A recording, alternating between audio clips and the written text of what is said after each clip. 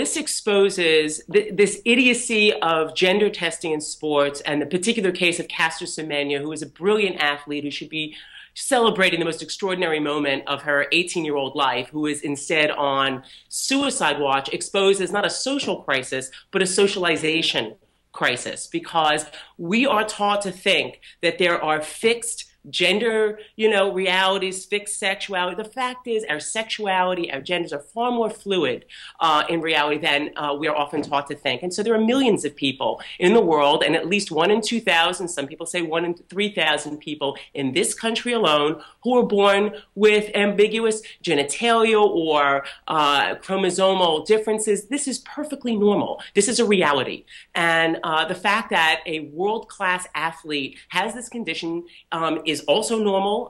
Many people have and have been allowed to keep their awards. The reality is they have to stop this gender testing. She hasn't taken any kind of steroid. She hasn't done anything to cheat. I think it's important. It's getting way ahead of us when we start talking about how do we define and why do we define. I wonder then, why is it so important to define it at birth? I think it comes from this idea that girls behave a certain way, women behave a certain way, and men behave a certain way, which is why homophobia exists, because homophobia, it comes from the idea that a girl should not partner with another girl. A girl who's normal partners with another boy, and etc.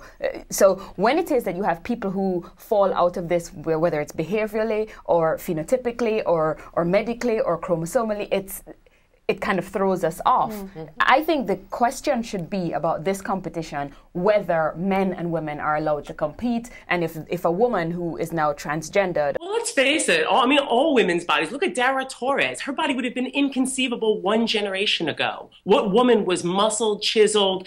She is both a creation of science, nutrition. She's the one who won 3 silver medals in the 2008 Beijing Olympics at the age of 41 after having a child. This would have been impossible, to say nothing of her muscled body being put on the cover of the New York Times Magazine and lauded instead of derided. She is also a feature of the women's liberation movement, a social reality in our lives that created Title IX and the possibility for young girls in this country to become world-class athletes. And if you look at the stats, in the '94 Olympics, the women in cross-country skiing actually out-skied any male prior to the '92 Olympics in terms of times. We are getting faster, stronger.